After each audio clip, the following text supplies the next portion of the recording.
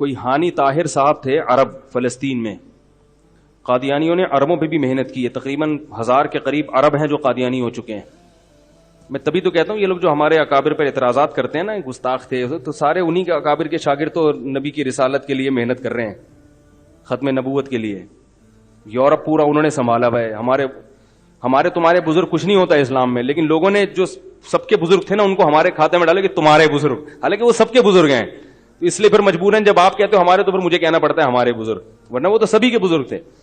تو وہ کام کر رہے ہیں اتنا قادیانیت کے خلاف پوری دنیا میں, اور ان کو لوگ کیا کہتے ہیں, گستاخ رسول, یہ انہوں نے کلمہ غلط پڑھوایا, انہوں نے یہ غلط کروایا. تو تم بیٹھ کے صرف امت میں فتنہ پھیلانے کے کچھ بھی نہیں کر رہے. تو ایک بہت بڑے قادیانی تھا, وہ اسلام قبول کیا اس نے. ان کی پوری لمبی داستان لکھی ہوئی ہے کہ ان کے نانا فلسطین میں تھے جو قادیانیوں کی دعوت سے متاثر ہو کر قادیانی ہو گئے تھے, تو پھر اپنے آپ کو قادیانیت کے لیے وقف کیا. اکرمہ نجمی ان کا نام ہے, عرب تھے یہ. 50 سال انہوں نے تبلیغ کی ہے یو کے میں. قادیانیوں کا جو ان کا جو پتہ نہیں مسجاڑا کہتے ہیں اس کو, کیا کہتے ہیں وہ لوگ, جو بھی عبادت گاہ ہے قادیانیوں کی, اس میں نائب امام اور مؤذن بھی تھے. تو انہوں نے قادیانیوں کا پول کھولا ہے کہ جب بھی ہمیں کوئی علماء کی طرف سے اعتراض کیا جاتا تھا تو ہمیں اس کا کبھی بھی تشفی بخش جواب نہیں ملا. اس نے بتایا کہ مرزا غلام احمد کی کوئی پیش گوئی بھی صحیح ثابت نہیں ہوئی آج تک.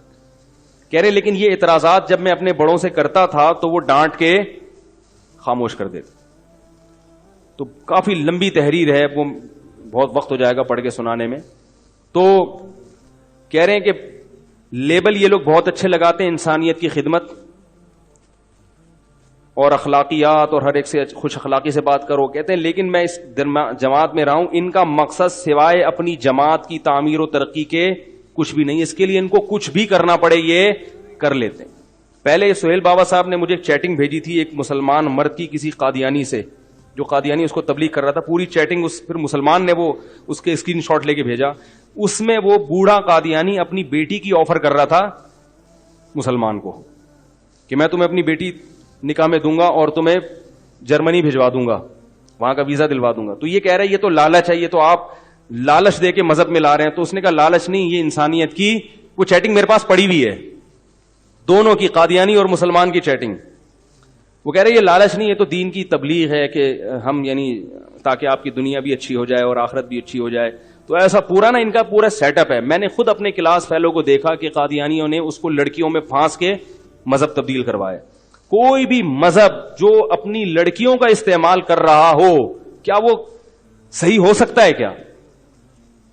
اس کے تواتر کے ساتھ ثبوت ہیں. یقین نہ آئے نا, کوئی فیک بن کے چلا جائے ان کے پاس, یعنی کوئی فیک آئی ڈی سے کام کرنا شروع کر دے, تو دیکھو یہ کیسے لڑکیوں سے اس کو لڑکیوں کی آفریں شروع کر دیتے ہیں. ہمارا تو ایک دوست قادیانی ہوتے ہوتے رہ گیا, اس کو چرسی تھا, کوئی رشتہ نہیں دیتا تھا, تو ایک بڑی خوبصورت لڑکی قادیانیوں نے پیش کی. لیکن اللہ کی قدرت ایسے ہوئی, وہ میرے پاس آیا, میں اس کو بہت سمجھاتا تھا, دلائل دیتا تھا, وہ مانتا نہیں تھا, کیونکہ ظاہر ہے لالچ. پھر اس کو لندن کا ویزا بھی مل رہا تھا.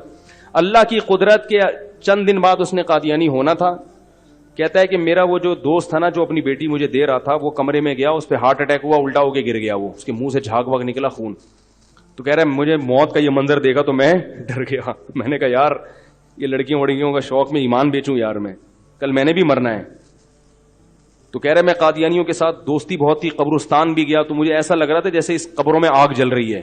بڑا اس نے اپنا پورا مجھے واقعہ بیان کیا. تو میرا تو کلاس فیلو, تو میں اس کو بہت اچھی طرح سے جانتا ہوں.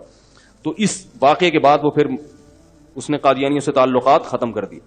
تو وہاں سے چیٹنگ بھی بھیجی انہوں نے. اسی طرح یہ ان کا بھی واقعہ ہوا ہے کہ انہوں نے بتایا کہ یہ انسانیت اور اخلاقیات کی باتیں کرتے ہیں, مگر ایسا نہیں ہے.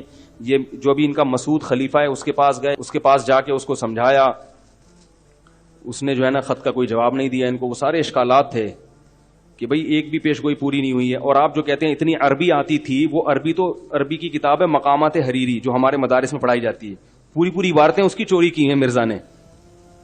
یہ تو علماء نے ہائی لائٹ کیا نا کہ یہ جو ان کو اتنے کہتے ہیں 40,000 عربی الفاظ آسمان سے نازل ہوئے تھے, یہ تو وہ سارے اس کے جملے ہیں جو مدارس میں کتاب پڑھائی جاتی ہے. تو یہ تو پیغمبر کیسے کسی کی کتاب سے چوری کر کے اپنے کھاتے میں ڈال سکتا ہے؟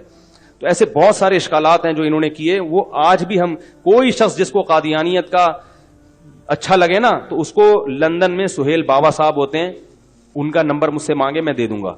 انہوں نے پوری پول پٹیاں ان کی کھول کے رکھی ہوئی. انشاءاللہ وہ دوبارہ کبھی, ابھی کچھ دن پہلے ایسا ہی ہوا, ایک پارٹی کو میں نے ان کے پاس بھیجا, وہ الحمدللہ مطمئن ہو گئے. میرے پاس فون آیا تھا, میں نے کہا آپ لندن میں ہوتے ہیں, آپ وہاں چلے جائیں.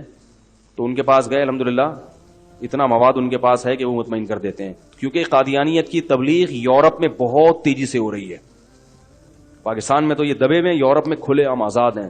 تو اس لیے بھائی کوئی بھی قادیانی اس کو برگلا رہے ہوں تو ان سے رابطہ کریں, ٹھیک ہے. تو یہ انشاءاللہ آپ کو ان کے حقائق بتائیں گے کہ یہ اندر سے کیا ہیں اور اوپر سے کیا ہیں.